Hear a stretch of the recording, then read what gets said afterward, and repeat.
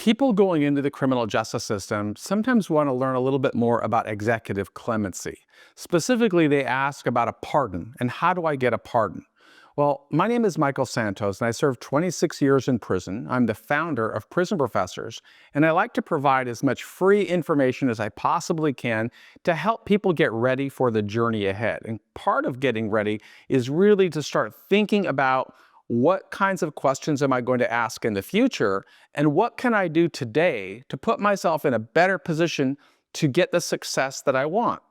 So to help you understand executive clemency, I'm going to tell you a little bit about, first of all, the differences, because executive clemency is authorized by the United States Constitution. It allows the President of the United States, who's the head of the Federal Department of Justice, or the governor of a state, who is the head of a state's criminal justice system, to grant some type of clemency or relief to a person who has been charged or sentenced for a crime. So my expertise is in the federal prison system, as I said, where I served 9,500 days.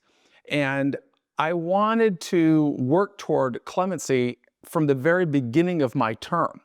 If that's something that you think you're going to want to do at some point in your future, then you should start by understanding the process. So executive clemency traditionally includes a few different types. It's not just one branch of clemency. There's a pardon, which is commonly known as a forgiveness of the offense. It doesn't eliminate the offense, but it forgives the offense. So the president, in the federal system, the president of the United States can forgive the offense and restore your civil rights.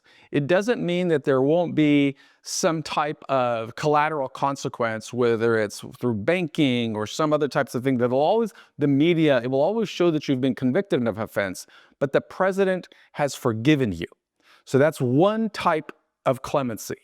Another type of clemency is called a commutation of sentence. And the commutation of sentence means that the president is forgiving a portion of the sentence, or the governor if it's a state case, right? So they're forgiving a portion of the sentence. In my case, I had a very long sentence, a 45-year sentence. If the president chose, he could have forgiven a portion of that sentence, and maybe after 3 years or 5 years or 10 years or 15 years, could have let me out of prison. That would have been a commutation of sentence. And he could also commute a fine as well. So I had a very big fine in my case, and he could have forgiven that fine as well. That would have been called a commutation. Another type of clemency is known as amnesty. And amnesty is where, like, the president grants a blanket clemency to everybody of a certain class. One of the most famous acts of amnesty was when Jimmy Carter granted amnesty to all of the people from the Vietnam War era who left the United States as conscientious objectors. So the first step in pursuing clemency is understanding it. And if you want to learn more, I would encourage you, go to the doj.gov website and just type in executive clemency, and you can learn a great deal. But learning about it isn't enough. If you think this is something you're going to want to do, I would encourage you to start thinking about how you can prepare. Because the President of the United States obviously has many things on his plate. He's not thinking about your prison sentence. He certainly wasn't thinking about my prison sentence.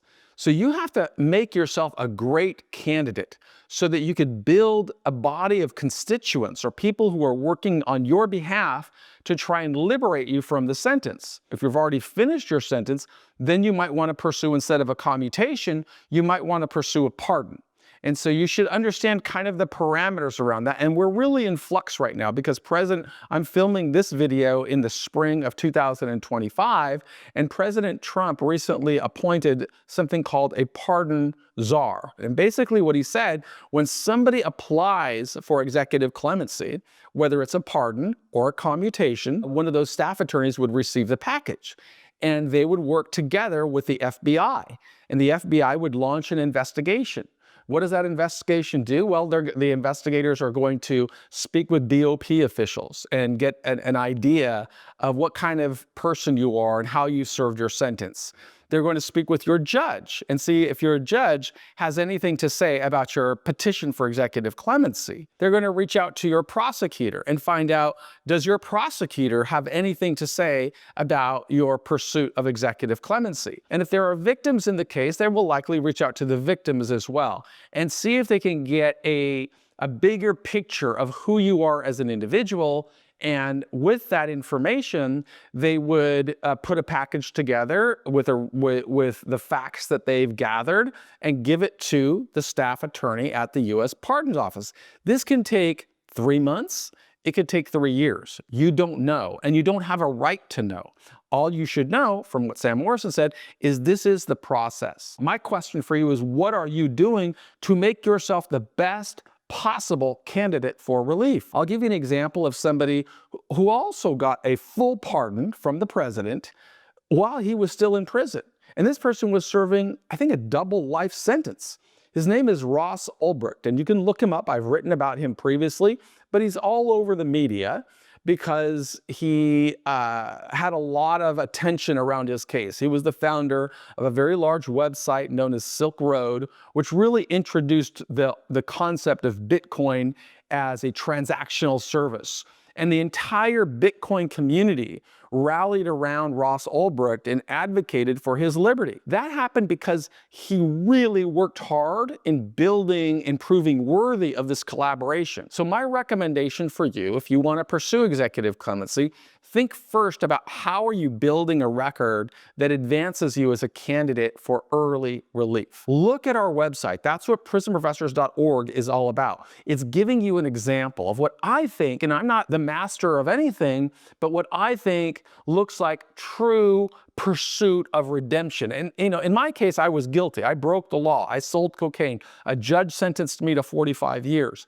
And although I pursued clemency several times, it was a different era, right? I went to prison during Ronald Reagan's presidency and was in there during Reagan and President Bush 1 and President Clinton 1 and President Clinton 2 and President Obama 1 and got released in President Obama 2. But there was not a movement at that point to let people out of prison. I believe things are different today, largely because of President Trump.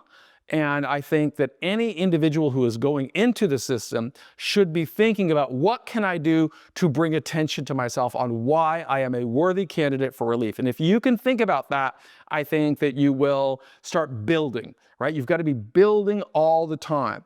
Don't think about why your mom wants you out and why your wife and children want you out, right? Think about your cynics. Think about what you could do to build a case that would persuade your judge to say, even if he doesn't support you, at least you don't want him to oppose your relief. Same thing with your prosecutor. Same thing with anybody else.